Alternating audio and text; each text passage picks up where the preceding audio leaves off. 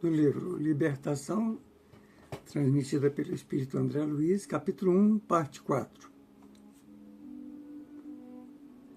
A mente infantil da Terra, embalada pela ternura paternal da providência, através da teologia comum, nunca pôde aprender mais intensivamente a realidade espiritual que nos governa, os destinos raros compreendem na morte simples modificação do envoltório e escasso número de pessoas, ainda mesmo em se tratando dos religiosos mais avançados, guardam a prudência de viver um vaso físico de conformidade com os princípios superiores que esposaram.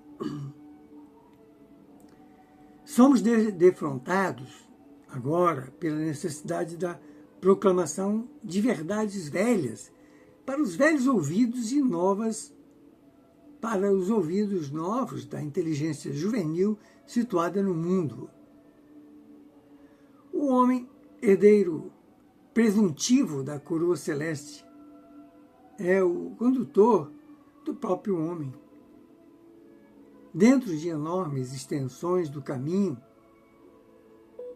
evolutivo, entre aquele que já se acerca do anjo e o selvagem que ainda se limita com o irracional, existem milhares de posições ocupadas pelo raciocínio e pelos sentimentos dos mais variados.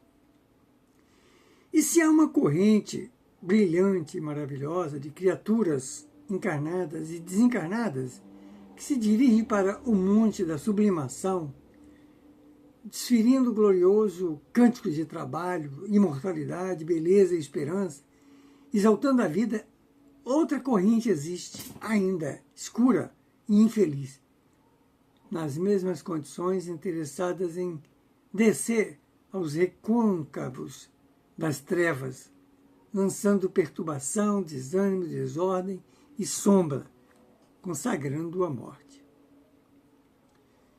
Espíritos incompletos que somos ainda, aderimos aos movimentos que lhes dizem respeito e colhemos os benefícios da ascensão e da vitória e os prejuízos da descida e da derrota, controlados pela inteligência mais vigorosa, no plural, mais vigorosas, que a nossa, e que seguem conosco lado a lado, na zona progressiva ou deprimente em que nos colocarmos, em que nos colocamos também, né? O inferno, por isto mesmo, é um problema de direção espiritual. Satã é a inteligência perversa da criatura humana aqui na Terra. E também desencarnados, né? O mal é o desperdício do tempo e o emprego da energia em sentido contrário aos propósitos do eterno. O sofrimento é reparação e ensinamento renovador. As almas decaídas, contudo, quaisquer que sejam, não constituem uma raça espiritual sentenciada irremediavelmente ao satanismo, integrando tão somente a coletividade das criaturas humanas desencarnadas em posição de absoluta insensatez. Misturam-se à multidão terrestre, exercem a atenuação singular sobre inúmeros lares e administrações e o interesse fundamental das mais poderosas inteligências, dentre elas, é a conservação do mundo ofuscado, distraído à força da ignorância defendida e do egoísmo recalcado, adiando-se o reino de Deus entre os homens, indefinitivamente. Por isso aquela sensação de inferno eterno, né, que a humanidade ainda tem, alguma parte. De milênios a milênios, a região em que respiram padece extremas alterações, qual acontece ao campo provisoriamente ocupado pelos povos conhecidos. A matéria que lhes estrutura a residência sofre tremendas modificações E precioso trabalho seletivo se opera na transformação natural dentro dos moldes do infinito bem. Entretanto, embora de fileiras compactas incessantemente substituídas persistem por séculos sucessivos aqui nesse mundo, né? Acompanhando o curso das civilizações e seguindo-lhes os esplendores e experiências, aflições e derrotas. Fazendo-se nova pausa do ministro, nós estamos falando aqui, isso é uma reunião em nosso lar, né, transmitida por André Luiz, em que o ministro, um espírito mais elevado, está transmitindo uma palestra. Então, fazendo-se nova pausa do ministro, que me pareceu oportuna e intencional, um companheiro interferiu indagando. Grande benfeitor, reconhecemos a veracidade de vossas afirmativas. Todavia, por que nos suprime o Senhor compassivo e sábio tão pavoroso quadro? O esclarecido mentor fixou um gesto de condescendência e respondeu: não será o mesmo que interrogar pela tardança de nossa própria redenção ao reino divino? Sente-se o meu amigo suficientemente iluminado para negar o lado sombrio da própria individualidade? Libertou-se de todas as tentações que fluem dos escaninhos misteriosos da luta interna?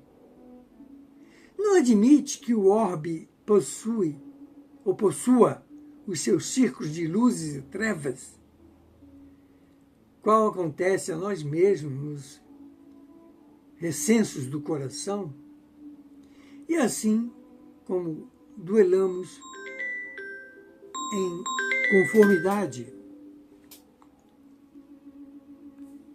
Desculpe aí.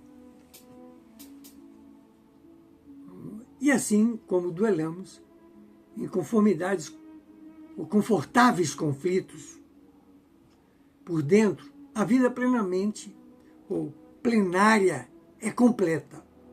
Igualmente a combater nos recônditos ângulos de si mesma. Quanto à intervenção do Eterno, do Criador, nosso Mestre, nosso Criador, nosso Pai, com suas leis, né? Recordemo-nos de que os estudos desta hora não se pretendem aos aspectos da compaixão, e sim dos problemas da justiça. Nós outros, e a humanidade militante na carne, não representamos senão diminuta parcela da família universal, confinados à faixa vibratória que nos é peculiar. Somos simplesmente alguns bilhões de seres, eu até diria trilhões ou pentilhões. Somos simplesmente alguns bilhões de seres perante a eternidade. E estamos convencidos de que o diamante é lapidado pelo diamante. O mal só pode ser corrigido pelo mal.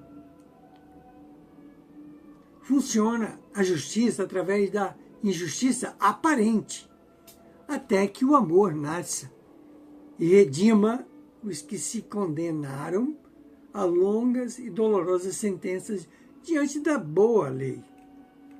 Homens perversos, calculistas, delituosos e inconsequentes são vigiados por gênios da mesma natureza, que se afinam com as tendências de que são portadores. É a lei é assim. É inteligente essa lei. Realmente nunca faltou proteção do céu contra os tormentos que as almas endurecidas e ingratas semeiam na terra. E os numes guardiões não se despreocupam dos tutelados. No entanto, seria ilógico e absurdo designar um anjo para custodiar criminosos. Os homens encarnados, de maneira geral, permanecem cercados pelas escuras e degradantes irradiações de entidades imperfeitas e indecisas quanto eles próprios, criaturas que lhes são invisíveis ao olhar, mas que lhes partilham a residência.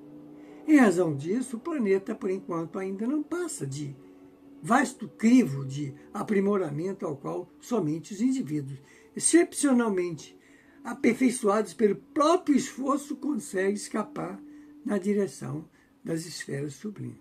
É isso, gente. Nós somos energia, vivemos sob sintonia. O que nós nos sintonizamos, atraímos.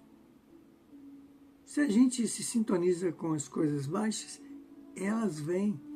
É como um rádio, você coloca na frequência, né? Ou não uma TV, você coloca naquela frequência, você pega aquele sinal. Assim é tudo.